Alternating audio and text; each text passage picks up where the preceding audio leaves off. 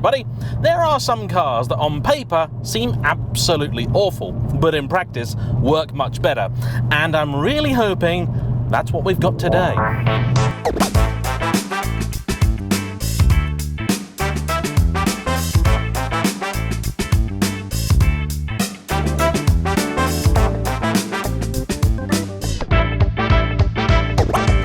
If you've been watching this channel for a while, you'll have heard of CarVertical, the history checking service that's a vital tool in the fight against bad cars.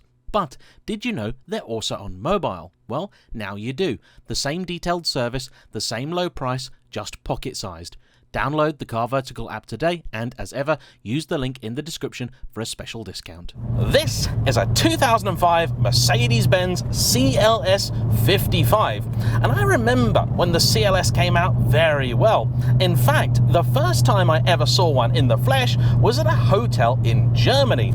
I'd flown over there with my father for a visit to the Porsche factory, and in this hotel lobby was a CLS, at the time a brand spanking new thing.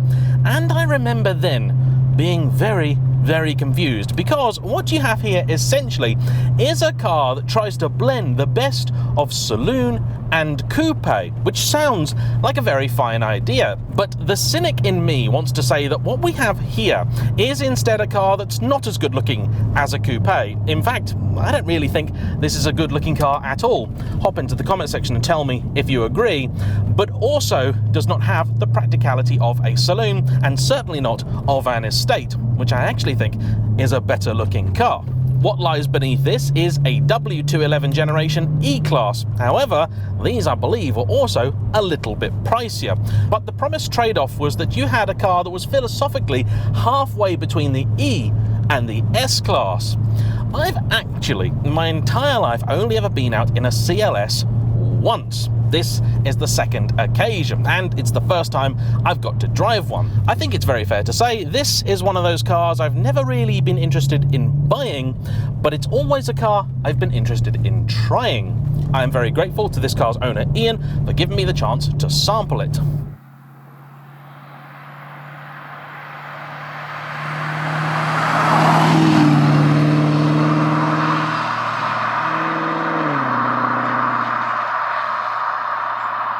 So then, first impressions.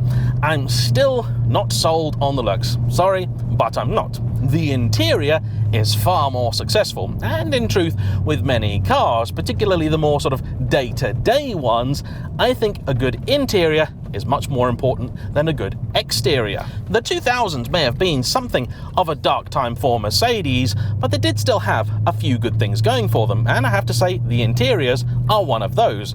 This certainly feels like an upmarket car. This delivers on the promise of Mercedes-Benz. We have leather everywhere. The steering wheel is gorgeous in the hand. There are even slivers of wood throughout the car. Dark in tone. 6 or 7 years ago, I would have hated that, but now I love it. Okay, the infotainment system down here is a little bit out of date, but that really shouldn't be a surprise. It's a 17-year-old car. The quality of materials, though, cannot be faulted. These seats are absolutely gorgeous. They have million-way adjustment both here and down here, where you can set all of the lumbar and whatnot. They don't have massage or ventilation, but they do have heating, and I would say for what this car is intended, they're perfect. And then there's that. Because in this CLS55, what we have up front is the fabled 5.4 litre supercharged Mercedes M113 engine, which in standard guise makes around 470 horsepower, but more importantly, 516 pound-feet of torque. That's 700 Newton meters. Even now, that's a lot. It is paired with the venerable 5-speed Mercedes box, which in this car you can operate in several modes: comfort, sport, or, as I have it now, manual. You've probably also guessed that this car isn't entirely standard. When it was bought by Ian, it had a system on it that he described as anti-social. He then tried another system for it, which was no better, and then said, sod it, I'm just going to buy a standard exhaust. He did so, and then when it turned up, he realised that didn't sound quite right either, and it turned out that this stock exhaust that he'd bought had already had several pieces removed from it. He kept it though, because it was at least an improvement on what the car did have, and I've got to say, it does unleash a very, very welcome bit of thunder.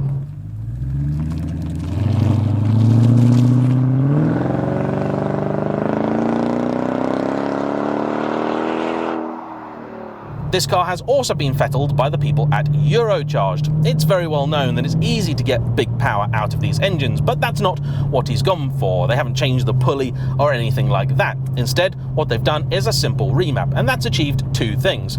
First off, it's unleashed just a little bit more power, so this now makes just about 510, though that's not dyno proven. Secondly, it's also made the car's traction control just a touch more liberal. Previously, I'm told, this is one of those cars where you simply couldn't completely disable traction. It's just not possible. That was a sort of 40 to 60 overtake there in a 60 zone, and didn't really need to put my foot even close to halfway down on the throttle. This thing is immensely capable. As you might imagine, such power does come with a considerable thirst, and this car has averaged around about 20 to the gallon. That's on a good day. On a run, it will do sort of mid-20s, and around town or having fun, more like mid or low teens. This is not something you buy for fuel economy. We'll get onto that a little bit more in a bit though.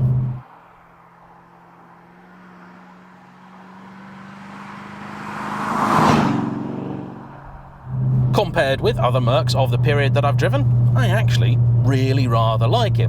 One thing I'm not too taken with though is the air ride suspension, because I'm in comfort mode now, and when I was driving through some of the villages, it really wasn't all that comfortable at all. You have several settings, so you've got Comfort, Sport 1 and Sport 2. I'm going to put it in Sport 1 for the next section where I'm going to try and have a little bit of fun, but it is firm.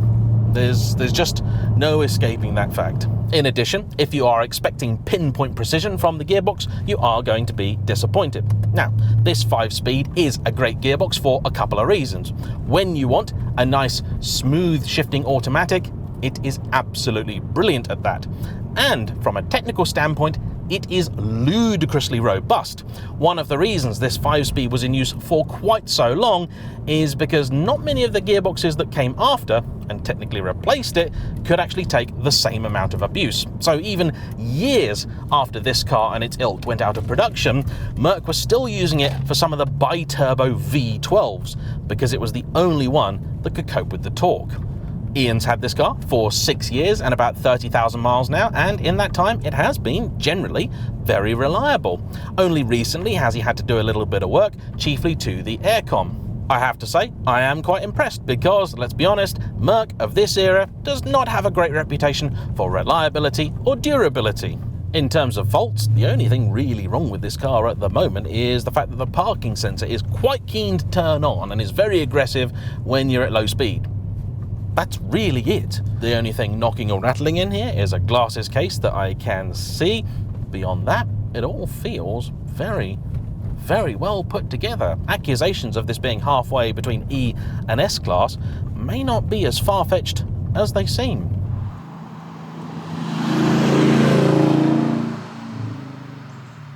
The 55 AMG was also a very short-lived car, being in production for only 2 years before it was superseded by the CLS C63, which had the 6.2-litre naturally aspirated V8. But no matter which car you're looking at, if it's got an AMG badge on it, you're going to expect a certain level of excitement. So, does the CLS55 deliver?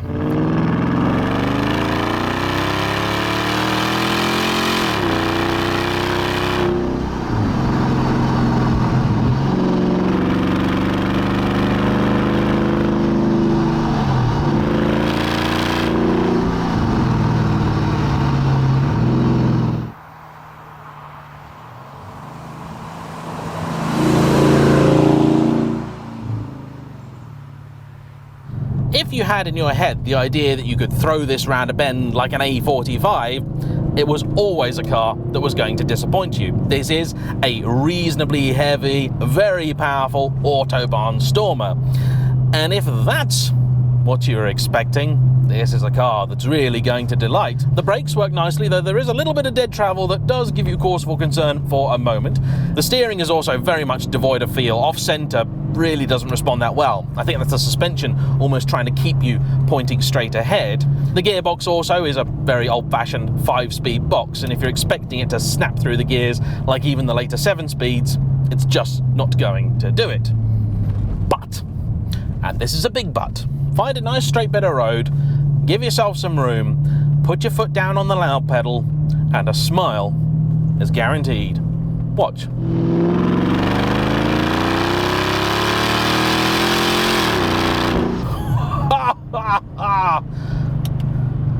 Oh, yes.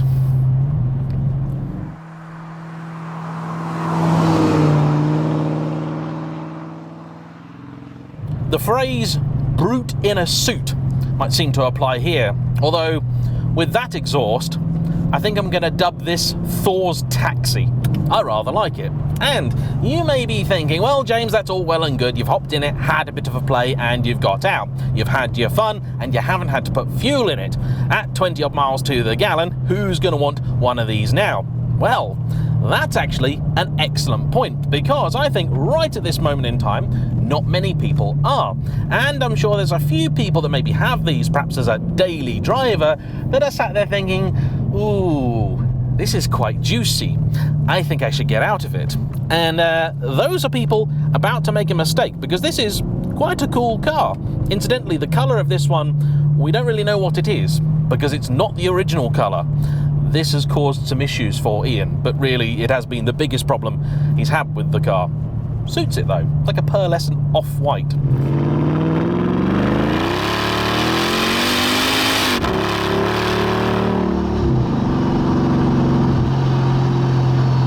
Over the last 6 months, we have seen car prices across the board go up dramatically. But for stuff like very juicy V8s, I think many people are realising that's not a situation that can go on forever, and they're likely going to be quite concerned. However, for stuff like this, which to buy now you're paying £10,000 to £15,000, I think it's still reasonable value for money. And petrol prices are likely to drop. In fact, they've already begun, and I hope they will continue and go back to roughly where they were, or somewhere near it anyway. And then you're going to be left with a lovely, nice, big, comfy V8. Some people may want to do an LPG conversion. I would say don't do that, because I'm not convinced you're going to make your money back, and that has its own issues anyway. More importantly, and interestingly though, historically, if you wanted something a little bit like this, but without the running costs, you go and buy a big diesel, which was fine, until diesel went well over £2 a litre and was far more money than regular unleaded. So your economy benefit is already a little bit squiffy, and then you've got to take in the fact that people don't really want diesels at all anymore. This car, in fact, over the last 6 years, has basically held its money. And every time I've owned a diesel thinking I was going to save money, when I came to sell the car, all the savings I made in fuel just went away. So this might actually be a little bit more sensible than it seems. Though please don't mistake that for me saying it's a totally sensible purchase, because it's not. But it's somewhere in the middle. Much like this car, it's a weird, oddball compromise that, on the face of it, shouldn't work at all. But somehow, it does. Thanks to you all for watching. A huge thank you to Ian for bringing this car out. Don't forget to hit the like button, comment down below. Thanks to Anthony and Damani from Sports and Touring for help with drive-by shots today. I shall see you all for the next one. Bye-bye.